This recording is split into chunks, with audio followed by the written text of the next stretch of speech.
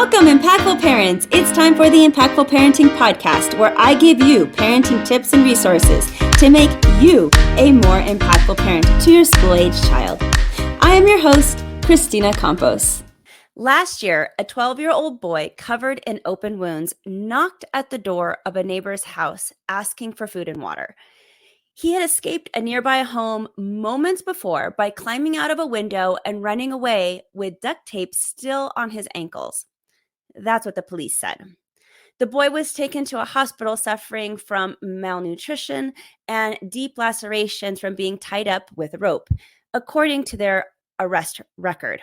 Now, in total, 4 children were taken into care that day, and a self-proclaimed parenting coach with a very popular YouTube channel called 8 Passengers, which, by the way, has 2 million subscribers, has just pleaded guilty to starving and abusing her children. So have you heard of Ruby Franke and her family? Hello, my name is Kristina Campos. I'm founder of The Impactful Parent, and I help parents of school-age children who want to be one step ahead of their kiddos to turn their chaos into connection with their adolescent. I'm a mom of 4 kids, a teacher that has taught every grade from preschool through high school, and today I help moms and dads like yourself to navigate the exhausting, confusing, frustrating, and rewarding world of parenting. So welcome to The Impactful Parent. And today I have my co-host with me, Rodrigo Bravo. Rodrigo is a co-parenting mediator out of the state of Texas. He is a parenting coach, and most importantly, he is a dad of 2 boys. Rodrigo brings a dad's perspective onto the Impactful Parent stage to give you more expertise and an added perspective in our parenting topics. Thank you for being here, Rodrigo. This is going to be a fun one to talk about.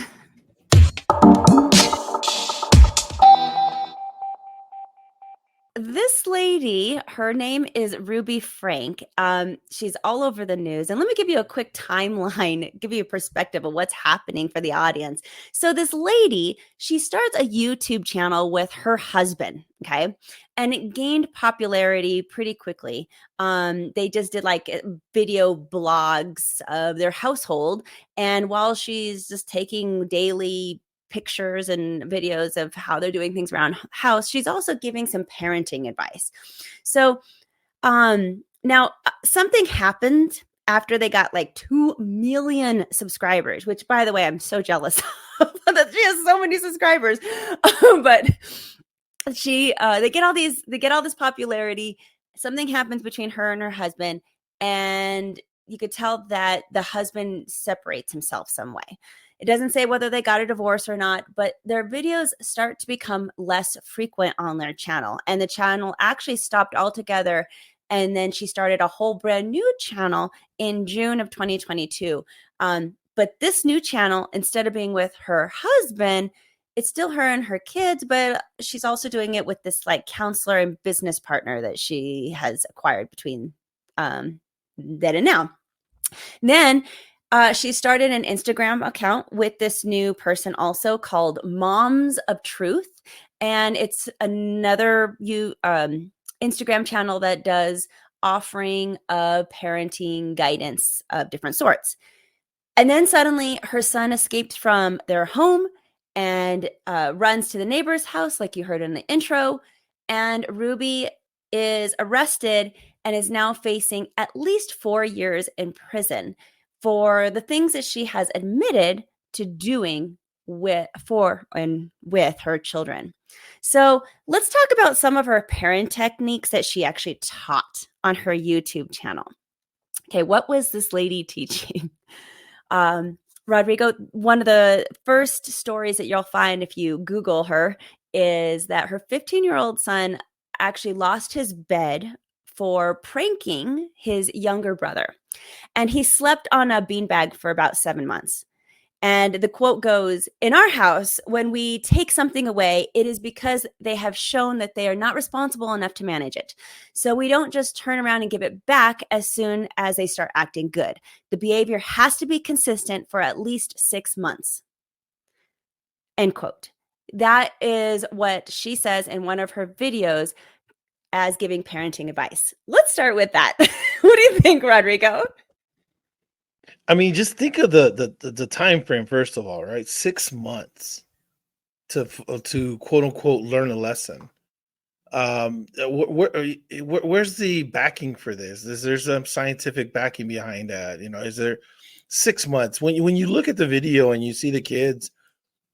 First impression may be, oh, okay, they're great. Looks like they're having fun, but then you see these little signs, and then one of them is that you're just kind of taken aback by the whole 6 months. I mean, he spent 7 months, and then he's sleeping on a beanbag. So imagine the work for this child, going to school, coming from school, not getting enough rest, all these complications that happen because you kind of make up this kind of lesson, as a quote unquote parenting, consultant, as a parenting expert yourself, it's difficult to kind of find the justification for a 6 month long punishment. It stunned me when I heard it. I couldn't believe it was 6 months, and then poor kids on a beanbag. I don't know. What did you think? Have you ever taken anything away from your kids for 6 months? Never for 6 months. That's a long time. I mean, and in kid world, that's like 6 years because time goes so much slower for kids, you know? So Yeah. to me, that's excessive. Now, I'm going to play a little devil's advocate here. I do get that, you want your child to learn the lesson. And I get that there are 2 million people out there, 2 million more people, than who follow me, who agree with this kind of teaching and actually supported her, right? So there's tons of people who are going to say, I don't see anything wrong with this. She obviously had the follower count. But the 6 month, it's not what she said. It's the duration of time that she's basically forcing her kids to prove themselves. And like you said, that poor child, mainly because if you're not getting enough rest, if you are really uncomfortable and you're just not sleeping in that deep realm sleep, not only is that going to be bad for his growth, but that makes it really hard to be good. And I put good in quotation marks if you're listening to the podcast instead of the video, because it's, when you're cranky, how harder is it to be a good person and make right choices and not be, mean to your younger brother, which is exactly where this whole thing started to begin with. So I understand her sentiment, like a sentiment behind it. Like, okay, I get it. Let's make sure they understand the lesson. But I think this is a mistake that too many parents make all too often, is that we think that we need to add on more punishment so that they can really get it and really understand, when really a lot of times natural consequences will do that on their own. And I think we're really just falling back on what we remember our own parents doing to us. And we're just, continuing the cycle instead of stepping back and going, is it really necessary to do this? And for how long? So I don't know. That's kind of my perspective on that one. No, I agree with you. I think it's a kind of an archaic way to think about things. Just, hey, I'm going to take something away. I'm not saying that I don't take things away from my kids. When they were growing up, even now, I'll take some privileges away and this and that. But something as kind of fundamental as a good night's rest, that just seems a little excessive to me. It just seems like, yeah, I'm not going to affect my kids so much that he's going to wake up with a crick neck, or go to school like you said, grumpy. I mean, hell, I get up grumpy and I have a great bed. I could, I can imagine sleeping on a beanbag for 7 months and not really enjoying it. I really, looking at the other videos as well, and I know we're going to go through some other examples, but I felt like this one may have been a little bit more for the shock value, which really kind of just increases the kind of the vileness, if you will, of the channel. Because now you're not doing things because this is how you parent. You're doing things because you have a channel that's doing parenting, and you want to bring something to the fold that's going to be clickbaity, that's going to talk, that's going to, this and that. I just felt like, yeah, that was kind of that part. And then when you see that, when you kind of frame that with the other videos that you end up seeing and some of the tactics, then you start realizing, okay, things aren't as as rosy as they may appear. But I'm sure you have more examples that we're going to talk about right now. Well, another example is she used to have her children lose privileges to eat dinner depending on, what the situation was. So it was something that she said, like, that you're going to lose dinner privileges, was a quote from a lot of her different videos. I've never really taken away food or used food as a punishment with my kids.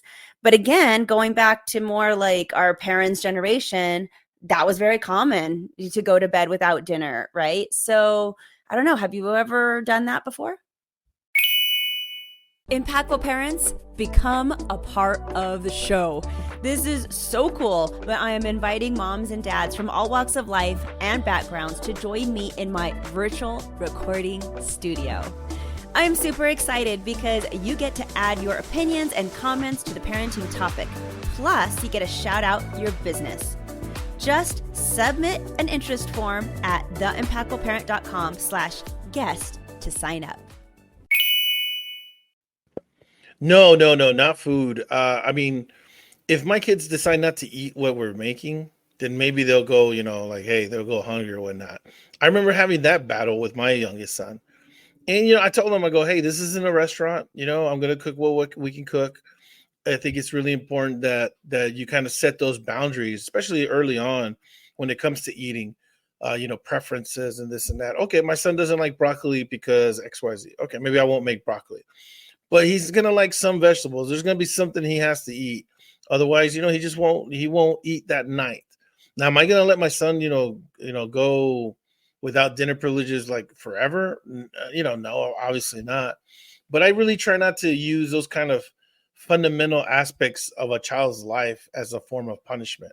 Whether it is your bed, whether it is food, water, clothes, just kind of those basic kind of amenities. I know it's different now because a lot of people do consider phones as one of those important amenities. I know though you and I have actually talked about that and how difficult, that kind of boundary is because a lot of kids' lives nowadays does rest on their phone. And so when you take away their phone, I mean, you're really taking away something pretty important to them. But when it comes to food, yeah, I felt that was a little odd, dinner privileges and, having your kid purposely go to sleep hungry. I couldn't do that. I wouldn't be able to do that. Now, if they choose to not eat because, oh, I want hamburgers and French fries and you're serving, I don't know, macaroni and cheese and, whatever. No, that's on them. That's on them. There's plenty of food in the fridge, But for me to tell them, you're not eating today, and letting their brother eat, in my example, right? Or in the example of the videos, letting all your siblings eat, and you don't eat. I don't even know how that happens. Like how is that? Like, is the kid just sitting on the couch watching everybody eat, or in the room and this and that? And then, like, for me, and I'll pass it off back to you. If I were to hear my kid's stomach grumble through that, oh my God, I would be so freaking guilty. I was like, I would be guilty. Yeah, yeah. I think that's kind of the perspective I would have with that. No, I completely agree. And I'm going to add that I think that, you're walking a fine line with also authority, like, and I mean, outside authority for somebody to come in and say, hey, you're abusing your child. If you start to, take away things and use punishment with food or shelter, all those really basic necessity stuff. So it's a warning that I'm giving right now to all parents. Like, be careful how you take this kind of stuff away, whether you agree with her teachings or not.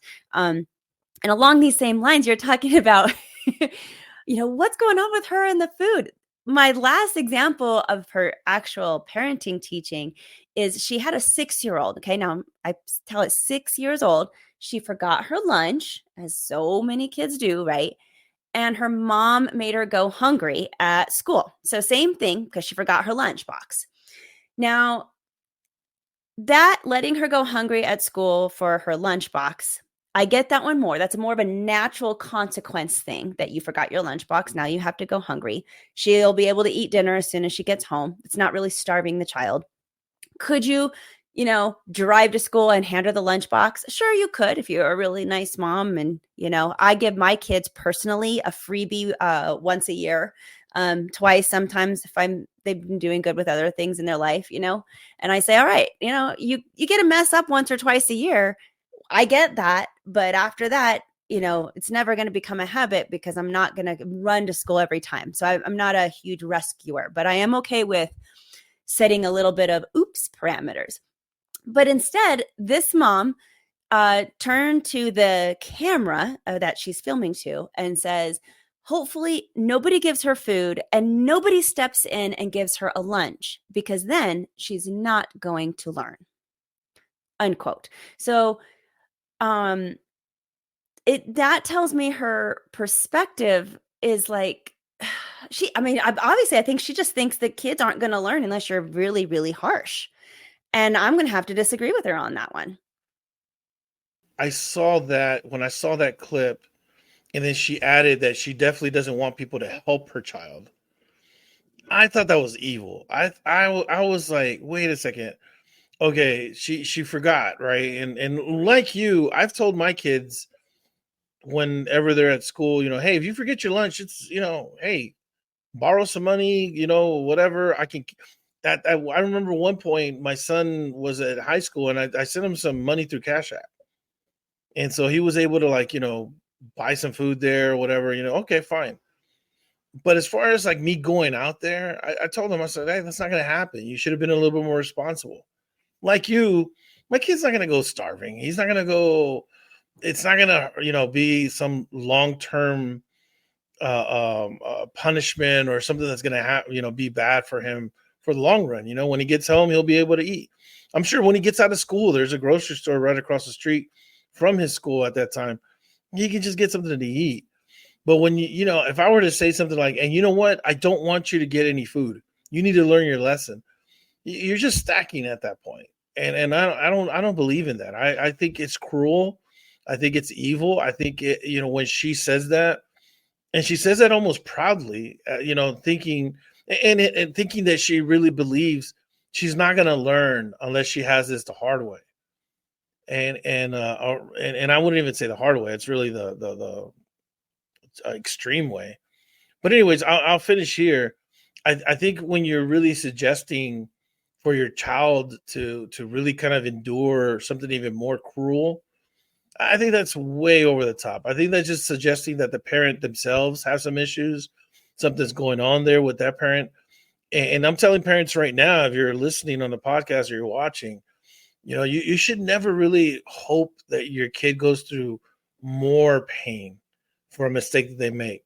The punishment that you give them should be enough. Hey, if they can't eat that lunch, it happens.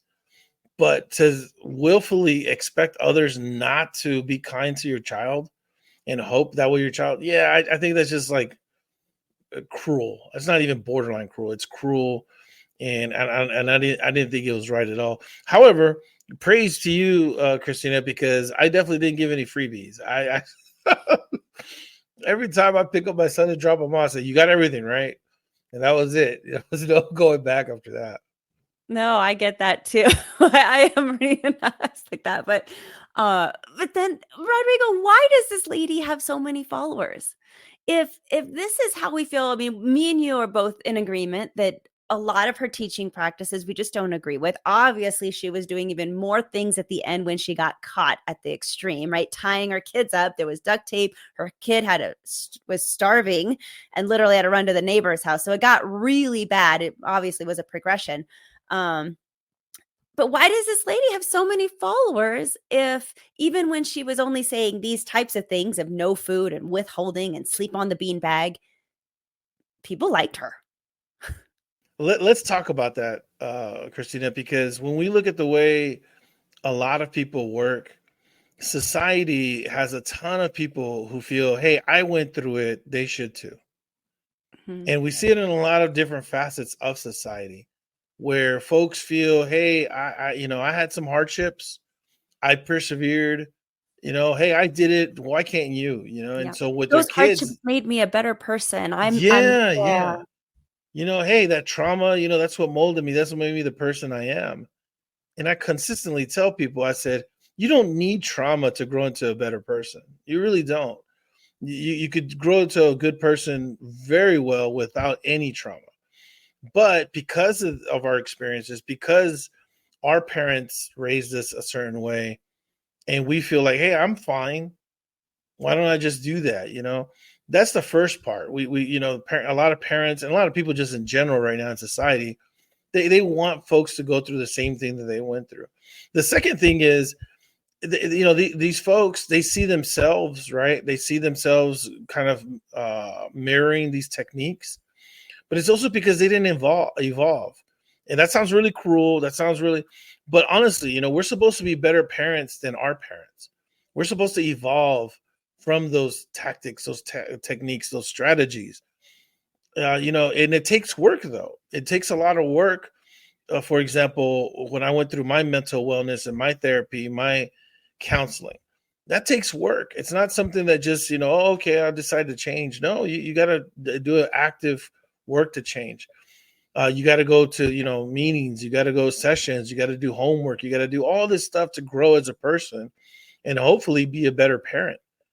And I think a lot of folks that, they'd rather just do the easy stuff, where punishments and again, physical, right? Where you spank your child. And I know that's still a topic of discussion, but that's just old mentality, old ways of thinking. And instead of really kind of trying to change yourselves, I think the second part is, confirmation bias. Oh, look, here's this YouTube person. They do the same techniques that I do. They treat their child this way. And so it just grows from there.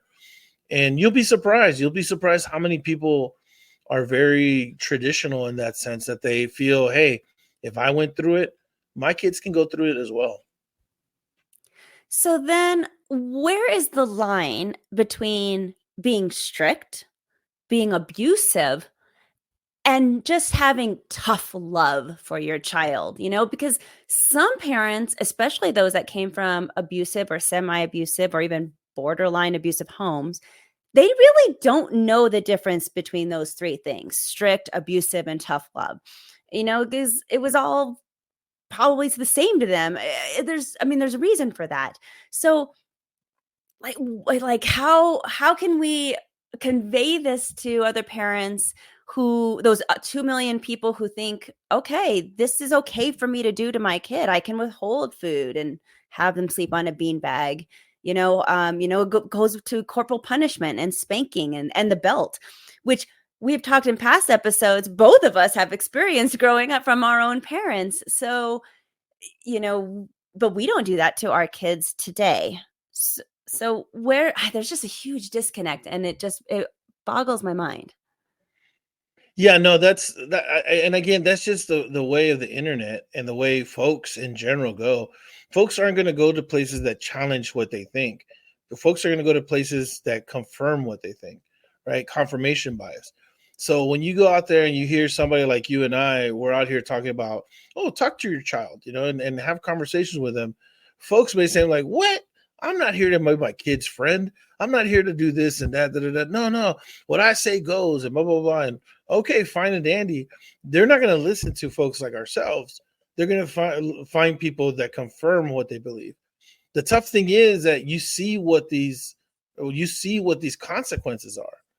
With the kids now, you're actually traumatizing them even more with the spanking, with the removal of a bed, with food, denial, shaming, all these other things that we used to think were okay.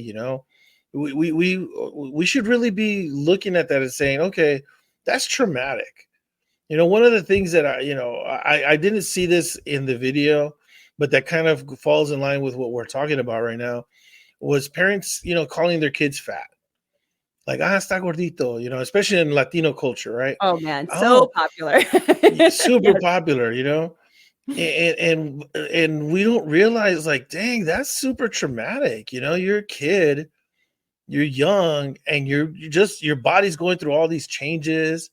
You can't control what's going on sometimes. And then you have somebody telling you, hey, you look chubby. I mean, that's just not healthy for a child's mindset. But a lot of us went through it. So are we going to repeat those same mistakes? Are we going to do that to our kid as well? And just say like, hey, look, I came out fine. Why can't, I'm just kidding. I'm just joking, knowing how that made us feel. I'll end with this. A lot of folks also say, well, I went through it. It made me stronger. I get that. I don't agree with that, because at the end of the day, you could have been stronger without it. You don't need trauma to be a stronger person. You actually need, healing. You actually need, a good tactics, good strategies to really focus on what's making you a better person, so that you can also be a better parent. So I really hope that when folks see kind of the effects of what's going on with this particular case, how everything was just kind of smoke and mirrors, that folks realize, you know what, there's a lot going on here that doesn't really jive. Maybe I need to go elsewhere to learn some parenting techniques, or to help me when I'm raising my kids. Because at the end of the day, the only way we grow is by really being uncomfortable with ourselves. Is there something that I'm possibly doing wrong that I need to fix? And the only way you do that is by confronting it, being uncomfortable with yourself. And hopefully people, when they see that, I hope they do feel uncomfortable. I hope they do feel like, you know what, that's not cool. Wait, why was I okay with that? I really hope that folks see that and realize, you know what, this isn't really the way to go. And I agree that struggle has you grow. I mean, we all agree that. You agree with that too. It's just that I think that we just miss that our kids are already going through their own struggles. Like, because they're not our struggles and what it looked like when we were growing up, we just assume that their struggles don't count. They're not meaningful. So we got to, I don't know. I think maybe these parents, when they do corporal punishment or any other these kind of really more severe punishments of all sorts, they're just thinking, I really got to teach them. They really got to know. It's coming from a place of, I'm trying to parent, but I think they forget that, yeah, just because your child's struggles don't look like yours, they're still struggling in their own ways. I mean, just the internet themselves and dealing with that is its own struggle that really we can't identify with, because we never had phones in our back pockets by the time we were 17 years old. I mean, we just didn't. So I think that's another issue, a part of this whole situation, which makes me think, if every behavior has a reason and a motive, and we teach this all the time with kids, what are they doing? Why are they doing that? There's a reason, there's a motive behind every behavior. It's true with this woman too, with this parenting coach. So what do you think her motives really were? I heard you say popularity, just maybe like shock factor, clickbait type of stuff. My guess is probably control. She just feels like she had to have control over everything in her household. But what are your other thoughts, and what were her motives here? Impactful parent, I want to hear from you. Leave me a voice message at speakpipe.com/theimpactfulparent and become a part of the show. Tell me your first name, your favorite episode, and why you love that episode so much. I want to hear your feedback, and it's easy with SpeakPipe. Go to speakpipe.com/theimpactfulparent, and I can't wait to hear from you. Yeah, I looking at some of the videos, when we were discussing this topic, I went through some other videos. I don't think she did not believe in what she was saying. I think she firmly believed what she was doing was right. I think that she believed in it. She felt it was getting the results that she wanted. I don't think there's any question about that. What I do feel, may have changed was really the popularity, and also her going through that and then getting the influence. Now I'm going a little bit more into the quote unquote chisme side right now. There's like a big old thing about like the new person that came into their lives. You mentioned it earlier that the husband eventually had to, left. And now it comes out that, she was kind of maybe being influenced, and it's a whole mess, right?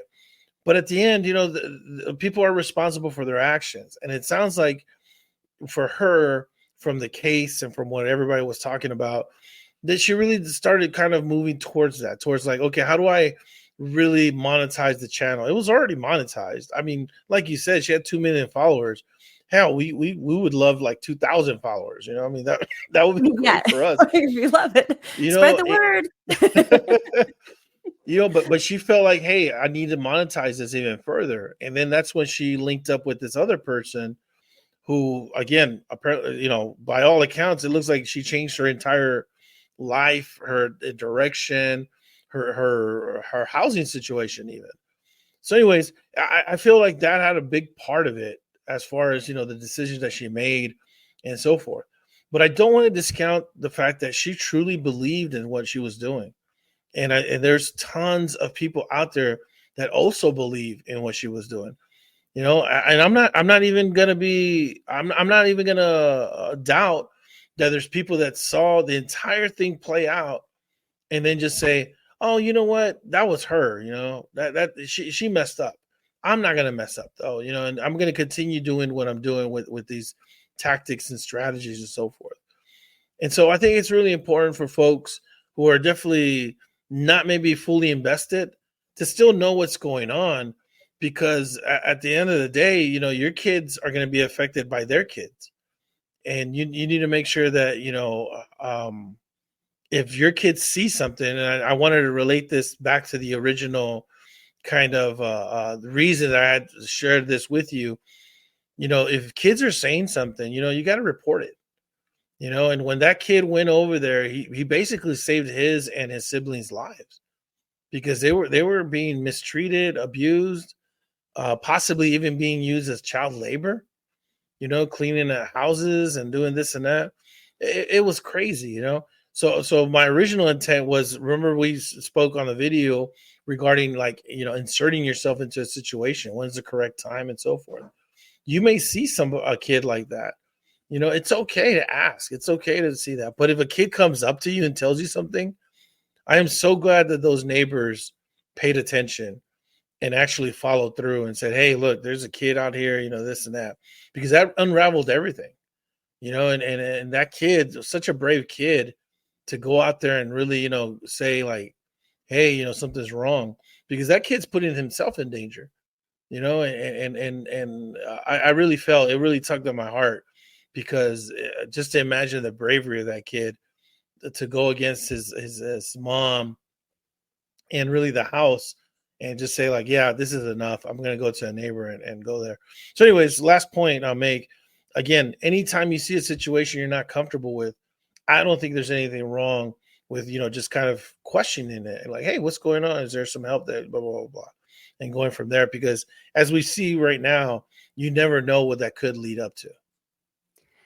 2 million subscribers. I'm going to say it again because it just blows But my how long? How mind. long? How long was she doing this for? I don't. I forgot how Oh, long that that I don't know was. the exact timeline either, but it was a few years. And Yeah. at least with her husband, when she was doing her channel 8 Passengers. But with that many subscribers, they saw her techniques. They saw about the whole beanbag thing and stuff. 2 million people. Nobody. I mean, she wasn't reported that I'm aware of. Everybody just viewed it and took her advice. And it's like, it goes back to, what is the responsibility of viewers when we suspect a child might be in danger based on online content too? I mean, thank goodness for the neighbor, but the neighbor got to see that kid in real life, real person. And there are still so many parents right now. It's very popular actually to vlog your home and to have your children on camera, which again, I don't necessarily agree with. I try to minimize putting my kids out there for safety reasons, but we're not saying anything. 2 million people and nobody said anything about her practices. It blows my mind, Rodrigo. And you're right. Somebody should have said something, or maybe they did, and then nobody heard those cries. And that happens all the time too. It's so frustrating. Yeah, it is frustrating. But the only thing that we can do, is really just spread the word and make sure that folks understand there's other ways, to parent, that this is not the right. But, and a little side note, when all this went down, and not that I'm wishing, harm or anything like that, but I'm glad this came out though. I do want to say, like, it needs to happen in a very visible sense, that it wasn't just, kind of undercover and then they just, deleted the channel. I'm glad everything got exposed. I'm glad everything got said, because it just shows how intricate this kind of stuff is. And also, again, it just shows like how just pretty much anybody can grab a mic. I say that with some self-awareness, right? Kristina and I are here to help parents with their parenting journeys, but definitely vet who you're looking at, vet who you're talking to, find out, how long they've been doing it. Do they have references, what it is? Because, you have 2 million followers, but what good are 2 million followers as far as like your credentials, the work that you've put in to build your business? We saw what happened here. The lady basically tore down her family, and you have people following her and probably maybe following her blindly. Take a good look at, who you're following both online and offline, and make sure you just, review those credentials and see what they're talking about and see if it makes sense. I mean, I think you know what I'm talking about, Kristina. I mean, it's just tough, because you see these influencers, you see these social media accounts, and you really don't know what's going on behind the scenes. And so you got to take it with a grain of salt. You got to make sure that you do your due diligence.